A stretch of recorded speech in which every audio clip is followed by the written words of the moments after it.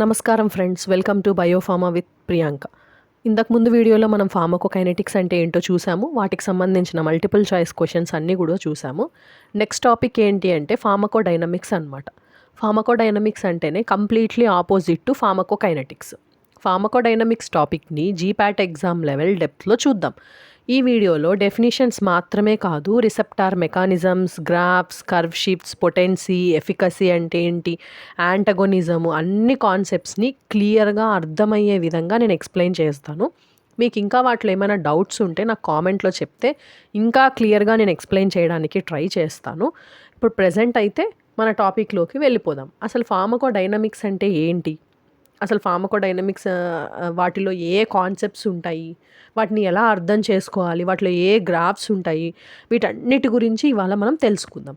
And next వీడియోలో ఏంటి అంటే ఈ ఫార్మకోడైనమిక్స్కి సంబంధించిన multiple choice questions, important multiple choice questions అన్నీ కూడా నేను ప్రొవైడ్ చేస్తాను. సో మీరు ఈ కాన్సెప్ట్ అనేది ఈజీగా అర్థం చేసుకుంటే అవి కూడా ఈజీగా అటెంప్ట్ చేయవచ్చు అనమాట. ఫస్ట్ ఆఫ్ ఆల్ ఫార్మకోడైనమిక్స్ అంటే ఏంటి అంటే డ్రగ్ బాడీ మీద ఏం చేస్తుంది అని. అదే ఫార్మకోకైనెటిక్స్లో బాడీ డ్రగ్ని ఎలా హ్యాండిల్ చేస్తుందో చూస్తాం. అంటే లైక్ అబ్జర్ప్షన్ కావచ్చు, డిస్ట్రిబ్యూషన్ కావచ్చు, మెటబాలిజం, ఎక్స్క్రీషన్, ఇవన్నీ కూడా. కానీ ఫార్మకోడైనమిక్స్లో డ్రగ్ బాడీలో ఎలా ఎఫెక్ట్ క్రియేట్ చేస్తుందో అని చూస్తాం. డ్రగ్ రిసెప్టార్ని బైండ్ అయ్యాక సిగ్నలింగ్ స్టార్ట్ అవుతుంది. సిగ్నలింగ్ స్టార్ట్ అయిన తర్వాత ఫైనల్ ఫిజియోలాజికల్ రెస్పాన్స్ వస్తుందన్నమాట.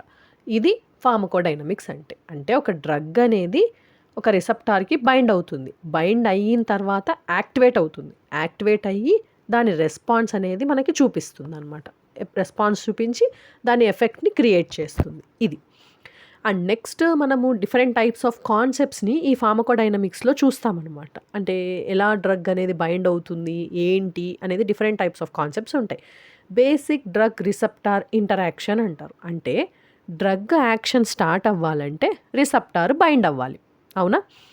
డ్రగ్ రిసెప్టార్తో బైండ్ అయ్యి డ్రగ్ రిసెప్టార్ కాంప్లెక్స్ని ఫామ్ చేస్తుంది. ఈ బైండింగ్ అప్పుడప్పుడు రివర్సబుల్ కూడా కావచ్చు. బైండింగ్ అయ్యాక రిసెప్టార్ యాక్టివేట్ అయ్యి డౌన్ స్ట్రీమ్ సిగ్నలింగ్ని స్టార్ట్ చేస్తుంది. బైండింగ్ స్ట్రెంగ్త్ని అఫినిటీ అంటారనమాట.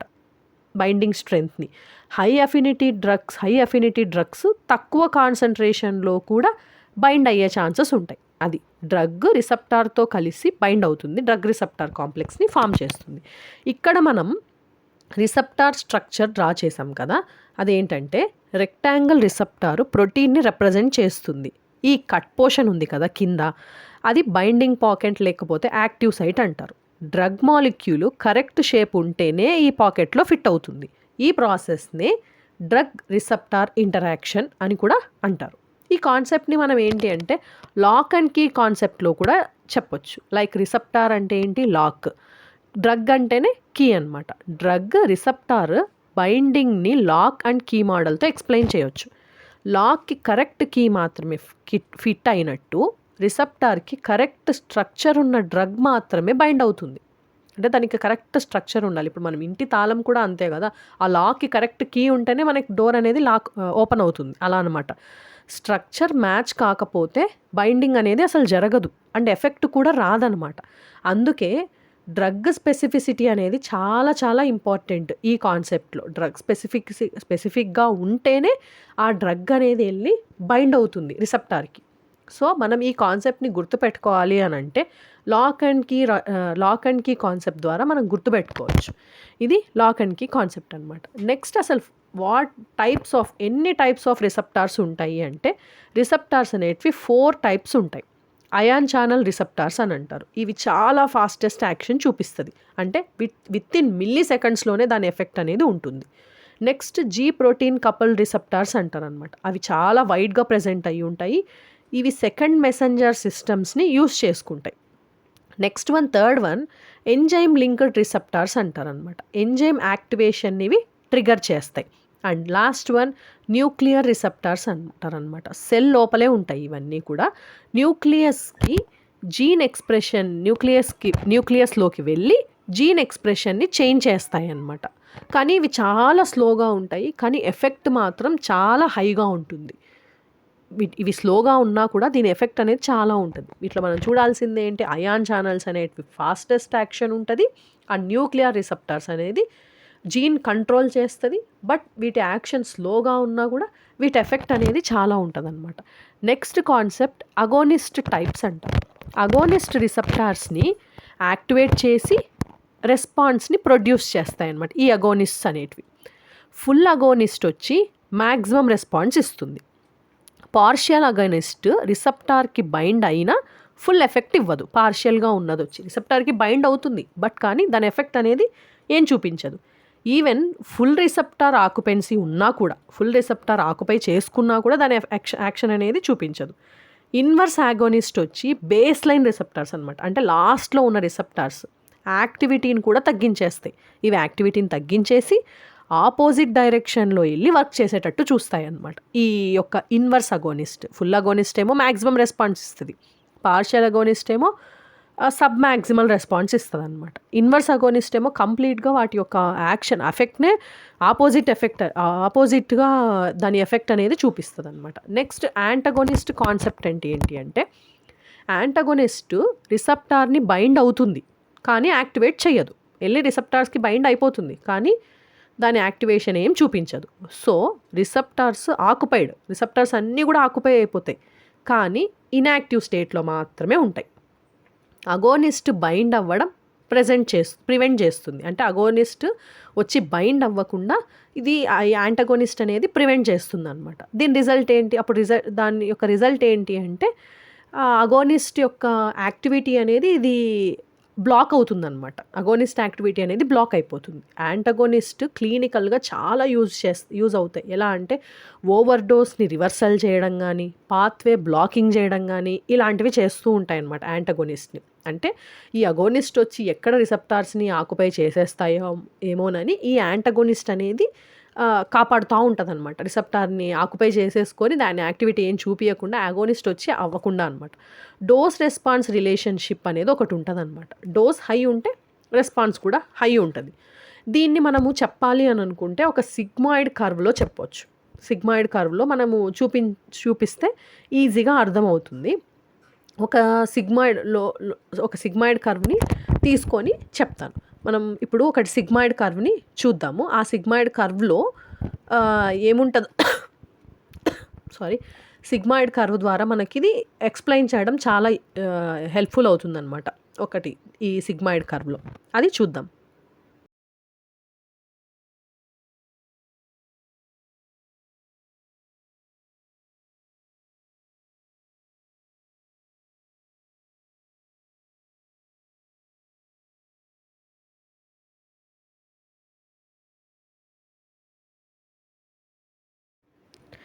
ఇక్కడ ఇది graded dose response sigmoid curve అంటారనమాట. మనం ఎక్స్ యాక్సిస్ చూసుకుంటే కింద లాగ్ డోస్ అని అంటారు. కింద ఎక్స్ యాక్సిస్ చూసుకుంటే లాగ్ డోస్ అంటారు.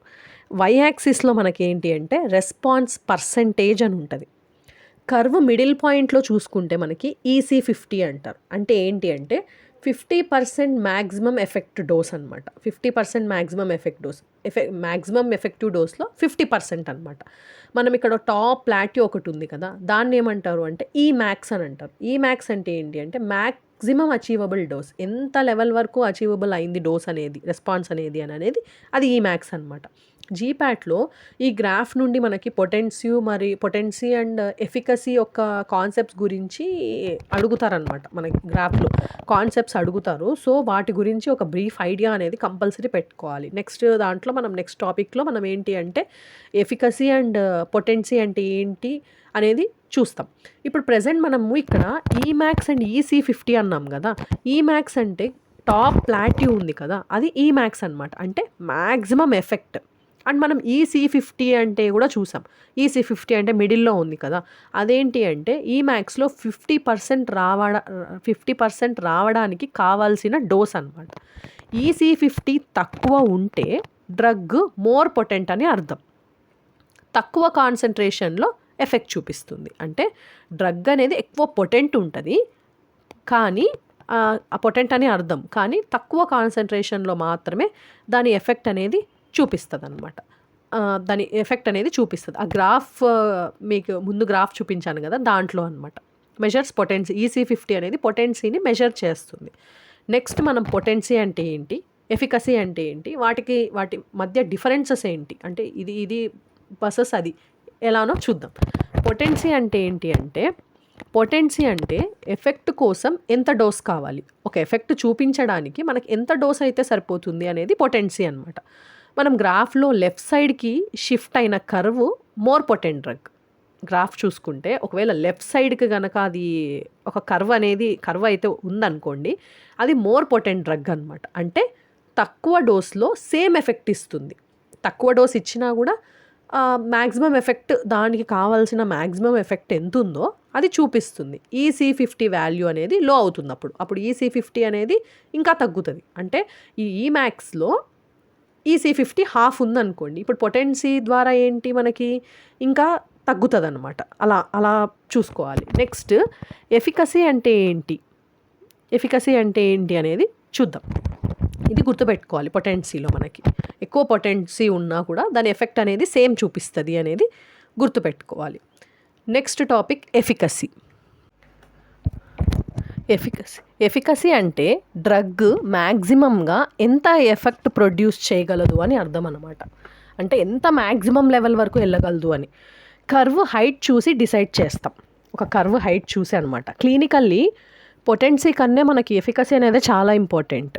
కంపేర్ చేసుకుంటే పొటెన్సీ కన్నా ఎఫికసీయే ఇంపార్టెంట్. ఎందుకు అంటే పేషెంట్కి కావాల్సింది మ్యాక్సిమం థెరపటిక్ ఎఫెక్ట్. అది పొటెంట్గా ఉందా లేదా అనేది కాదు, దాని ఎఫెక్ట్ అనేది ఎంత హై ఉంది, ఎంత త్వరగా దాని ఎఫెక్ట్ చూపిస్తుంది అనేది చాలా ఇంపార్టెంట్. ఒక పేషెంట్కి థెరపటిక్ ఎఫెక్ట్ అనేది చాలా ఇంపార్టెంట్. కాబట్టి వెన్ కంపేర్ టు పొటెన్సీ, ఎఫికసీయే మనకు చాలా ఇంపార్టెంట్ అనమాట. వీటి రెండింటినీ మనం కంపేర్ చేయగలిగితే, అంటే పొటెన్సీ అండ్ ఎఫికసీ అనేది కంపేర్ చేయగలిగితే మనకి ఏది అంటే ఇక్కడ మనం ఒక గ్రాఫ్ లాగా చెప్పొచ్చు అనమాట. ఇక్కడ 2 బెల్ కర్వ్ గ్రాఫ్ చూసాం కదా. లెఫ్ట్ కర్వ్ ఎఫెక్టివ్ డోస్ అనమాట. లెఫ్ట్ షిఫ్ట్లో ఎఫెక్టివ్ డోస్ ఉంటుంది, డిస్ట్రిబ్యూషన్ అనేది. లెఫ్ట్ కర్వ్ ఎఫెక్టివ్ డోస్ డిస్ట్రిబ్యూషన్ని రిప్రజెంట్ చేస్తుంది. ఇక్కడేమో ED50 హైట్ అనేది డ్రగ్ అనేది లెఫ్ట్ షిఫ్ట్ ఉంది, మోర్ పొటెంట్ అనమాట. ఇంకో డ్రగ్ ఏమో హైట్ ఎక్కువ ఉంది, మోర్ ఎఫికసీ ఉంటుంది. ఇది ఒక జీపాట్లో కామన్ ట్రాప్ అనమాట. పొటెన్సీ ఎక్కువ అంటే ఎఫికసీ ఎక్కువ అని కాదు, రెండు డిఫరెంట్ పారామీటర్స్. పొటెన్సీ తక్కువ ఉన్నా కూడా ఎఫికసీ అనేది ఎక్కువ ఉంటే దాని ఎఫెక్ట్ అనేది ఎక్కువగా ఉంటుంది. ఇక్కడ మనం 2 కర్వ్స్ చూసుకుంటున్నాం కదా, దీని ద్వారా మనకు తెలుస్తుంది అనమాట. దాని ఎఫెక్ట్ అనేది ఎక్కువగానే ఉంటుంది. ఇక్కడేమో లెఫ్ట్ షిఫ్ట్లో ఏమో మనకి తక్కువ ఉన్నా కూడా హైట్ ఎక్కువ ఉంది, ఎఫికసీ అనేది ఎక్కువ ఉంది. కాబట్టి when compare to the potency, efficacy is more important. అది గుర్తుపెట్టుకోవాలి. నెక్స్ట్ కాంపిటేటివ్ యాంటగోనిజం అనమాట. కాంపిటేటివ్ యాంటగోనిస్ట్ అగోనిస్ట్తో సేమ్ రిసెప్టార్ సైట్ కోసం కాంపిటేట్ చేస్తుంది. మోర్ అగోనిస్ట్ డోస్ ఇస్తే యాంటగోనిస్ట్ని డిస్ప్లేస్ చేయొచ్చు. మోర్ అగోనిస్ట్ డోస్ అనేది అగోనిస్ట్ డోస్ ఎక్కువ ఇచ్చామనుకోండి, యాంటగోనిస్ట్ని డిస్ప్లేస్ కూడా చేయొచ్చు. గ్రాఫ్ రైట్ సైడ్కి షిఫ్ట్ అయిపోతుంది. అంటే లెఫ్ట్ సైడ్లో ఉండాలి కదా, అది లెఫ్ట్ సైడ్కి రైట్ సైడ్కి షిఫ్ట్ అయిపోతుంది అనమాట. పొటెన్సీ తగ్గింది, కానీ Emax సేమ్ ఉంటుంది. పొటెన్సీ తగ్గిపోతుంది. ఇప్పుడు మనం లెఫ్ట్ సైడ్ నుంచి గ్రాఫ్ అనేది రైట్ సైడ్కి వచ్చేసింది, అప్పుడు పొటెన్సీ అనేది తగ్గిపోతుంది, కానీ Emax మాత్రం సేమ్ ఉంటుంది. ఇది ఎగ్జామ్లో గ్రాఫ్ క్వశ్చన్గా కూడా వస్తుంది, గుర్తుపెట్టుకోండి. ఇది పొటెన్సీ అనేది తగ్గినా కూడా Emax అనేది సేమ్ ఉంటుంది. ఇది మాత్రం గుర్తుపెట్టుకోవాలన్నమాట. అంటే సేమ్ రిసెప్టార్ సైట్కి వెళ్ళి రివర్సబుల్ కూడా మనం చేయొచ్చు. ఇవి కాంపిటేటివ్ యాంటగోనిజమ్స్ అని అంటారనమాట వీటిని. And next non competitive antagonism అనమాట. అంటే నాన్ కాంపిటేటివ్ యాంటగోనిస్ట్ వేరే సైట్లో బైండ్ అవుతుంది, రిసెప్టార్ ఫంక్షన్ని డ్యామేజ్ చేస్తుంది, లేకపోతే పర్మనెంట్గా బ్లాక్ చేసేస్తుంది అనమాట ఈ నాన్ కాంపిటేటివ్ యాంటగోనిస్ట్ అనేటివి. అగోనిస్ట్ డోస్ పెంచినా కూడా ఎఫెక్ట్ తిరిగి రాదు. ఇప్పుడు వెళ్ళి మనం అగోనిస్ట్ డోస్ని పెంచేసి యాంటగోనిస్ట్ని డిస్ప్లేస్ చేస్తాం, కానీ అగోనిస్ట్ డోస్ పెంచినా కూడా ఇక్కడ ఎఫెక్ట్ అనేది ఏం తిరిగి రాదనమాట. గ్రాఫ్లో మ్యాక్సిమం ఎఫెక్ట్ తగ్గిపోతుంది. అండ్ గ్రాఫ్లో మ్యాక్సిమం ఎఫెక్ట్ తగ్గిపోతే Emax కూడా రెడ్యూస్ అయిపోతుంది. ఇది గుర్తుపెట్టుకోవాలి మనం. అండ్ నెక్స్ట్ వీటిల్లో మనం ఈ రిసెప్టార్స్ గురించి తెలుసుకునేటప్పుడు మనం స్పేర్ రిసెప్టార్స్ అని కొన్ని ఉంటాయన్నమాట. వాటి గురించి మెయిన్గా తెలుసుకోవాలి. నెక్స్ట్ మన టాపిక్ స్పేర్ రిసెప్టార్స్ అనమాట. స్పేర్ రిసెప్టార్స్ గురించి చాలా ఇంపార్టెంట్. వాటి గురించి తెలుసుకుందాం. కొన్ని సిస్టమ్స్లో అన్ని రిసెప్టార్స్ బైండ్ అవ్వకపోయినా ఫుల్ రెస్పాన్స్ వస్తుంది. అంటే ఒక సిస్టంలో అనమాట అన్ని రిసెప్టార్స్ బైండ్ అవ్వవు, కానీ రెస్పాన్స్ అనేది వస్తుంది. ఎందుకంటే ఇంట్రాసెల్యులార్ సిగ్నలింగ్ యాంప్లిఫికేషన్ ఉంటుందన్నమాట. ఇంట్రాసెల్యులార్ సిస్టమిక్ యాంప్లిఫికేషన్ ఉంటుంది. మిగిలిన అన్యూజ్డ్ రిసెప్టార్స్నే మనం ఏమంటాము అంటే స్పేర్ రిసెప్టార్స్ అంటారనమాట. అంటే ఒక సిస్టంలో మనకు ఒక రిసెప్టార్స్ అన్నీ కూడా వెళ్ళి ఆకుపై అయిపోయాయి, కానీ కొన్ని మాత్రం ఆకుపై అయి ఉండవు. వాటినే మనం ఏంటి అంటే స్పేర్ రిసెప్టార్స్ అని అనొచ్చు. ఇది జీపాట్లో కాన్సెప్చువల్ క్వశ్చన్గా కూడా రావచ్చు, గుర్తుపెట్టుకోండి. అవి ఆకుపై అవ్వకపోయినా కూడా వాటి రెస్పాన్స్ అనేది చూపిస్తాయి. ఇవే స్పేర్ రిసెప్టార్స్ అనమాట. ఇది గుర్తుపెట్టుకోవాలి. ఇంట్రాసెల్యులార్ సిగ్నలింగ్ యాంప్లిఫికేషన్ ఉంటుంది వీటిల్లో. ఇంట్రాసెల్యులార్ సిగ్నలింగ్ యాంప్లిఫికేషన్ అనేది ఉంటుందన్నమాట. నెక్స్ట్ థెరపటిక్ ఇండెక్స్ అంటే ఏంటి? Therapeutic index drug safety measures అనమాట. అంటే దాన్ని ఎలా చెప్తారు అంటే TD50/ED50. TD50 అంటే టాక్సిక్ డోస్, ED50 అంటే ఎఫెక్టివ్ డోస్ అనమాట. రేషియో ఎక్కువ ఉంటే సేఫ్టీ మార్జిన్ అనేది కూడా ఎక్కువ ఉంటుంది.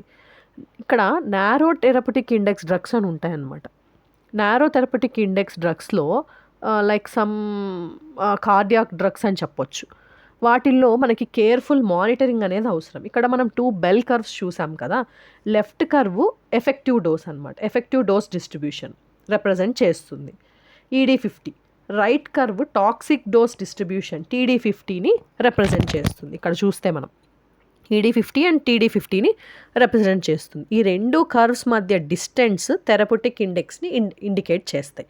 అంటే వీటి మధ్య ఉన్న డిస్టెన్స్నే మనం ఏమంటాము అంటే థెరపటిక్ ఇండెక్స్ అని అంటారనమాట. డిస్టెన్స్ కర్వ్ కంటే డ్రగ్ సేఫ్. ఇక్కడ మనం కర్వ్స్ ఓవర్లాప్ ఎక్కువ ఉన్నా కూడా టాక్సిసిటీ అనేది రిస్క్ అనేది ఎక్కువ అనమాట. And next quick GPAT revision ఏంటి అంటే మనం ఒక రివిజన్ చూద్దాం. ఫైనల్ రివిజన్ ఏంటి అంటే EC50 పొటెన్సీ ఇండికేటర్ని రెఫర్ చేస్తుంది. ఈమాక్స్ ఎఫికసీ ఇండికేటర్ని రెఫర్ చేస్తుంది. కాంపిటేటివ్ యాంటగోనిజము రైట్ షిఫ్ట్లోకి వెళ్తుంది. నాన్ కాంపిటేటివ్ యాంటగోనిజం అనేది ఈమాక్స్ని డిక్రీజ్ చేస్తుంది. Next therapeutic index safety measures అనమాట. ఈ 5 సేఫ్టీ మెజర్, ఈ థెరపటిక్ ఇండెక్స్ అనేది సేఫ్టీ మెజర్ అనమాట. ఎందుకు సేఫ్టీ మెజర్ అంటున్నాను అని అంటే ఈ 2 కర్వ్స్ ఓవర్లాప్ ఎక్కువ ఉంటే ఓవర్లాప్ అయినాయంటే టాక్సిసిటీ రిస్క్ కూడా చాలా ఎక్కువ ఉంటాయన్నమాట. కాబట్టి ఈ 5 పాయింట్స్ గుర్తుంటే ఫార్మకోడైనమిక్స్ గ్రాఫ్ క్వశ్చన్స్ని ఈజీగా అటెంప్ట్ చేయొచ్చు. ఎక్కువ గ్రాఫ్ క్వశ్చన్స్ లాగానే అడుగుతారు కాబట్టి అవి అటెంప్ట్ చేయొచ్చు అనమాట. అండ్ మీకు ఈ వీడియో నచ్చినట్టయితే లైక్ చేయండి అండ్ సబ్స్క్రైబ్ చేయండి. ఏమైనా డౌట్స్ ఉంటే నాకు కామెంట్లో చెప్తే నేను వాటన్నిటికీ కూడా నేను రిప్లై ఇస్తాను. అండ్ నెక్స్ట్ టాపిక్లో మనం ఏంటి అంటే ఈ ఫార్మకోడైనమిక్స్ గురించి చదివాం కదా, వీటికి సంబంధించిన కొన్ని multiple choice questions and with explanation అనమాట. విత్ ఎక్స్ప్లెనేషన్ కూడా నేను మీకు ఎక్స్ప్లెయిన్ చేస్తాను. అండ్ మీకు ఇంకా ఫర్దర్గా ఏమైనా వీడియోస్ కావాలన్నా వాటి గురించి కూడా నాకు కామెంట్లో చెప్పొచ్చు. Thank you and thank you very much.